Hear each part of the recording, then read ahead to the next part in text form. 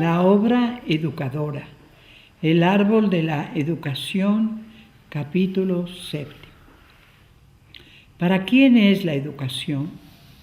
La educación es para todo hombre y ha de ser siempre en relación con su destino eterno. La educación corresponde, pues, a la criatura humana. ¿Por qué solo para la criatura humana? Veamos. Porque es la única criatura capaz de responder libre y conscientemente a un estímulo, porque solo el hombre puede dar respuesta a una interrogación, porque es él únicamente entre las criaturas terrenas quien puede contestar positiva o negativamente. Los ángeles son criaturas, pero están en otro orden. Es otra su naturaleza y no necesita de la educación. El animal irracional responde a estímulos adecuados a su naturaleza, pero de manera refleja e instintiva. Y las plantas llevan innata en su naturaleza vital, vegetativa, la respuesta a cualquier estímulo correspondiente. Carecen del instinto y raciocinio. Del mismo modo seguiríamos con el resto de las criaturas.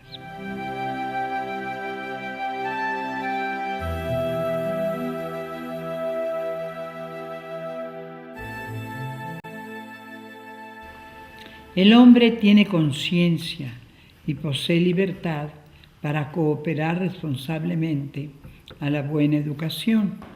Podríase objetar que el feto, el recién nacido, no están en el momento de dar una respuesta consciente, voluntaria, para elegir. Sin embargo, no olvidemos que en la misteriosa estructura psíquica y espiritual del hombre, miles de veces más complicada que la conformación biológica, física, fisiológica, nada se extravía, todo se graba para bien o para mal. Las palabras, las acciones se plasman en la conciencia del feto, del recién nacido. Es esa conciencia en potencia y posteriormente de allí habrá material para juicio, para convicciones. Toda acción bien encauzada hacia el educando le va forjando desde siempre la voluntad con el fin de estructurar una voluntad sólida, firme, que hará del hombre eso, un hombre en una criatura deleznable. El buen trato, la dulzura, el amor verdadero al hijo influirán en el corazón y así, desde el momento de la concepción, ya se le prepara para amar o para no saber amar. Porque todos los hombres heredamos de nuestros padres y demás parientes cercanos una constitución física, fisiológica, psíquica. Esta herencia genética, a veces en gran manera positiva y otras de gran negatividad, pues siempre hay de todo más o menos. Y desde luego no es fatalista, pues sí puede modificarse. Pero esto se logra mediante la educación, aunque no se realiza un cambio total, pero sí una modificación siempre constructiva, si se da una acertada educación. En cambio, muchos hombres naturalmente buenos, con una rica psicología, naufragan en el mundo por una mala educación.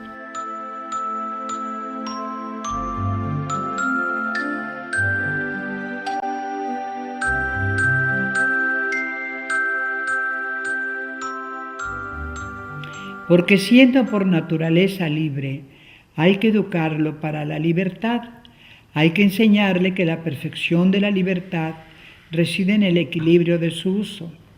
Una libertad que tenga conocimiento de sus deberes y de sus derechos y de los derechos y deberes de los otros, que al usar su libertad no pisotee sus deberes y atropelle los derechos de los demás. Esa será una libertad que alcance una verdadera finalidad. Lo contrario la convertiría en un libertinaje. Hoy, tener que decir hoy, pero es verdad. Hoy existe una confusión, un enredo en los conceptos y en los derechos. Asimismo llaman ahora libertad a hacer lo que les venga en gana, sin pensar en todas las agresiones y retos contra Dios, contra el prójimo y contra sí mismo. Porque el hombre puede hasta su muerte alcanzar una perfección humana, pues lleva en sí mismo la necesidad de buscar la verdad y alcanzar el bien. Y solo puede sentirse realizado humanamente cuando día a día va descubriendo luz y caminando hacia el bien. El hombre lleva en sí las ansias de la verdad y de las verdades, del bien y de los bienes reales. Solo él puede insistir hasta su muerte en llenar de claridad su entendimiento con nuevos y variados conceptos y alcanzar paso a paso obras heroicas que le presenten como un hombre ideal. Él puede descubrir, crear, crecer y sobre todo amar, pero amar en el sentido correcto de la palabra y no en el sentido vulgar y morboso con que se ha sustituido y limitado ahora el amor. Porque hay en él principios naturales que desarrollar para la vida humana, los cuales lo convertirán en hombre de bien. No hagas a otros lo que no quieras para ti. Porque tiene posibilidades y capacidades de jerarquizar y, por tanto, hay que enseñarle los valores y su escala. Según los valores que se enseñen y la jerarquía con que se presente al educando, serán los que él busque hasta el día de su viaje eterno. ¿Es dinero su primer valor? Lo buscará. ¿Es placer? Allí irá. ¿Es poder? Lo logrará a pesar de los pesares. ¿Es en cambio el respeto, la dignidad, el esfuerzo y algo más? Ese sendero lo llevará al bien, al triunfo, y aunque llegara a extraviarse en el camino, algún día regresaría a su verdadero lugar. Desgraciadamente se han perdido los valores, porque puede con una buena educación no cambiar, pero sí modificar su personalidad en aras del bien, del amor y de la belleza. Porque siendo el hombre un ser sociable, ha de ser formado para que sepa vivir y convivir en sociedad, en el equilibrio de las virtudes, en el ejercicio justo y caritativo de sus derechos y sus deberes, del trato cotidiano con sus compañeros de escuela, de trabajo, etc.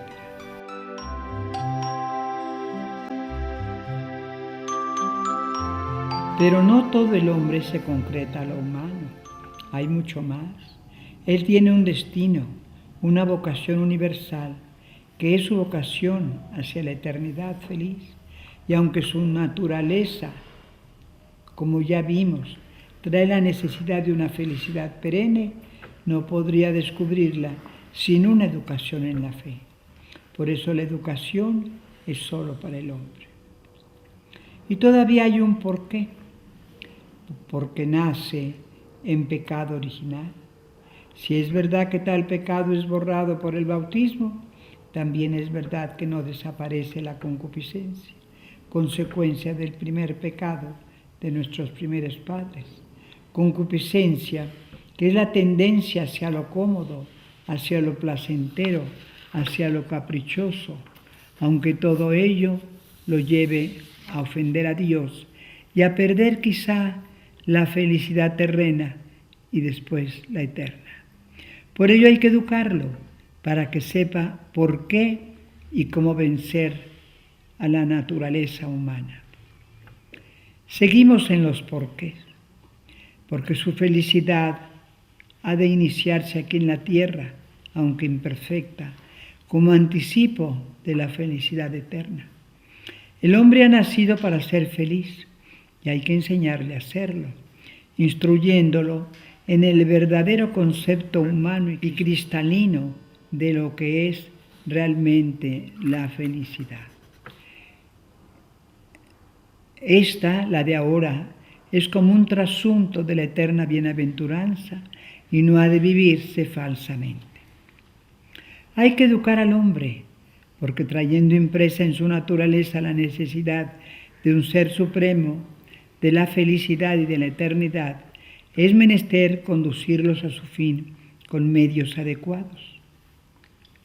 Pues para hacer de él un buen ciudadano en este destierro, bastaría una acertada y sólida educación humana. Para hacerlo creyente, se completaría con la idea de un Dios creador, gobernador y providente. Pero para lograr su auténtica vocación, hay que hacer de él un buen cristiano. Y ello implica no solo unas cuantas enseñanzas de religión y la administración de los sacramentos necesarios para pertenecer a la Iglesia Católica, como lo son el bautismo y la confirmación. Es menester llevarlo a la convicción de la necesidad de frecuentar los sacramentos, sobre todo el de la confesión y la Sagrada Comunión, para vivir una vida congruente a los conocimientos y a la gracia. Pero también es el hombre objeto de educación, no solo por lo bello y grande que puede alcanzar, sino también por todo lo que puede perder, enlodándose y enlodando a otros, ya que con base a su libre albedrío puede ofender al prójimo, a Dios y a él mismo. Puede convertir su vida en tibia, falaz, mediocre y corrompida. Y así como le es posible convertirse en un santo o en un héroe, puede también transformarse en un demonio. Así como por su voluntad lograría alcanzar los más sublimes ideales, puede en la misma forma quedarse en una vida inferior y alcanzar los estratos más bajos.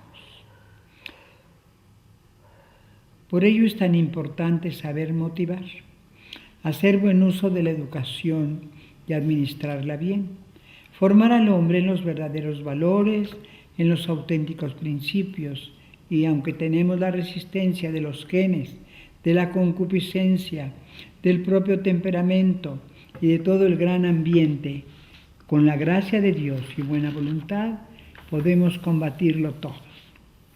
Los obstáculos podemos convertirlos en motivaciones para lanzarnos a educar debidamente. Ahora hay muchísimos motivos para demostrar que solo el hombre es objeto de educación. Pero termino diciendo que al hombre hay que educarlo para vivir, para convivir, para morir y para ser feliz eternamente. Sor Clotilde.